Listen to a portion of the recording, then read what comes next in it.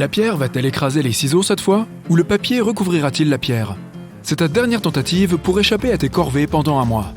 Si ta sœur gagne, c'est toi qui devras les faire pour vous deux. À quelques secondes du moment décisif, tu ralentis pour y réfléchir. Les origines du jeu pierre-papier-ciseaux remontent à l'époque de la dynastie chinoise des Han. Il a évolué vers la version que nous connaissons aujourd'hui au Japon au XVIIe siècle et s'est répandu dans le monde entier au début du XXe siècle. Certains disent qu'il s'agit d'un stupide jeu de hasard à deux. D'autres le qualifient de système stratégique reposant sur une solide base psychologique. Ceux qui le prennent au sérieux participent à des championnats et des tournois. Si tu veux gagner une de ces compétitions, tu dois savoir une chose ou deux pour élaborer ta stratégie de réussite. Il y a une certaine probabilité et une psychologie de base derrière ce jeu. Les êtres humains sont assez prévisibles, de sorte que tu peux souvent deviner le résultat du jeu avant même de commencer. Il y a 4 scénarios possibles. Égalité, la pierre écrase les ciseaux, le papier recouvre la pierre et les ciseaux coupent le papier. Si tu veux être bon à pierre-papier-ciseaux, la première règle est de ne jamais te trahir et de lire dans ton adversaire comme un livre. Les débutants serrent souvent les poings avant de lancer une pierre ou sortent légèrement l'index avant de jouer au ciseau. Et la chose la plus révélatrice est de lancer un coup trop tôt. D'après les recherches, la plupart des gens préfèrent commencer le jeu par la pierre. C'est le premier mot du nom du jeu. C'est donc logique, n'est-ce pas? Ou alors, ils choisissent la pierre parce qu'elle donne la sensation réconfortante d'un point solide. Donc, si tu veux te démarquer et augmenter tes chances de gagner, ne fais pas comme la majorité et choisis le papier en premier. Si tu affrontes un homme, là encore, le papier est ton meilleur choix. Une autre étude montre que les hommes choisissent le plus souvent la pierre au premier lancer. Tu peux donc le surprendre avec le papier et bouleverser sa stratégie. Les ciseaux sont statistiquement le mouvement le moins populaire et la pierre est celui qui est le plus lancé. C'est pourquoi le papier est toujours une option sûre. Les ciseaux peuvent le battre, mais c'est beaucoup moins populaire que la pierre et le papier peut l'emballer. Si tu as perdu un tour parce que tu as joué la pierre et que ton adversaire a joué le papier, il est probable qu'il s'en tienne à sa stratégie et joue à nouveau le papier. Mais tu peux avoir une longueur d'avance et jouer les ciseaux. Cela fonctionne pour toutes les fois où tu perds un lancer. En choisissant le coup qui ne s'est pas présenté auparavant, tu as une chance de renverser la situation. Si tu as gagné la partie précédente en jouant la pierre et que ton adversaire a joué les ciseaux, il est fort probable que ton rival va changer sa stratégie et jouer le papier. Mais tu as une longueur d'avance, tu te souviens? Joue ce qu'il vient de jouer car il ne s'attendra pas à ce que tu suives cette voie. Statistiquement, les personnes qui perdent un tour changent généralement de stratégie. Il est donc possible que ton adversaire passe au ciseau ou au papier. Cela te donnera une autre chance. Joue les ciseaux et tu gagneras ou tu feras match nul. Les joueurs qui pratiquent le jeu depuis assez longtemps le font les yeux fermés. De cette façon, ils restent concentrés sur leur stratégie et ne laissent pas les actions de l'autre joueur affecter leur lancer. Si tu gagnes le premier tour, félicite-toi et change de jeu. Le plus souvent, les perdants ne s'en tiennent pas à un lancer perdant et jouent dans un ordre prévisible. Mais que faire si tu as perdu? Dans ce cas, utilise ce qui t'aurait permis de gagner lors du lancer précédent. Donc, si tu viens de perdre avec le papier, utilise les ciseaux ensuite. Ton adversaire va probablement maintenir un coup gagnant et relancer le papier. Les gagnants aiment faire ce qui a fonctionné pour eux, dans l'espoir de répéter leur succès. Si tu as perdu le coup précédent, il est logique que ton adversaire s'attende à ce que tu passes à autre chose pour gagner. Et voici une autre occasion pour toi de le piéger. Surprends-le en conservant ton dernier choix.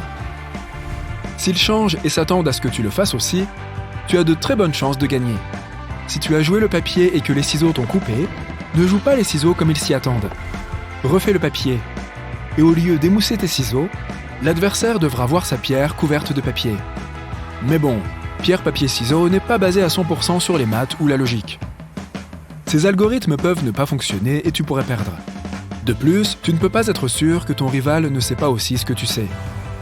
C'est pourquoi une autre stratégie efficace de pierre-papier-ciseaux est d'être aléatoire. La façon la plus mathématique de gagner est de jouer chaque option environ un tiers du temps, mais de s'assurer que ton adversaire ne peut pas prédire ton prochain mouvement. C'est tout à fait logique car il y a 3 résultats possibles, une victoire, une défaite et une égalité.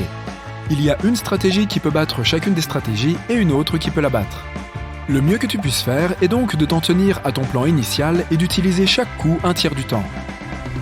Les scientifiques ont fait des recherches sur le jeu et ont conclu qu'il existe des scénarios que les joueurs suivent, à la fois volontairement et inconsciemment. Dans la théorie des jeux, on appelle cela la réponse conditionnelle. Les gagnants sont convaincus que l'option retenue fonctionnera à nouveau pour eux et ils s'y tiennent, tandis que les perdants changent de stratégie dans l'espoir d'un meilleur résultat. Des chercheurs en théorie des jeux de la ville chinoise de Hangzhou ont invité 360 étudiants à participer à une expérience de masse. Leur tâche consistait à jouer 300 tours de pierre-papier-ciseaux par paire. Après plusieurs heures de jeu ininterrompus, les mathématiciens ont réussi à dégager certains schémas de leurs décisions tactiques et à nommer les tactiques de jeu les plus efficaces. La contre-tactique est la première stratégie qu'ils ont mise en évidence. Voici comment elle fonctionne. Tu joues les ciseaux. Ton adversaire a joué la pierre et a émoussé tes ciseaux. Alors, que vas-tu faire ? Fais un pas en avant et joue au papier. Juste parce que ton adversaire va très probablement jouer la pierre à nouveau pour répéter son succès.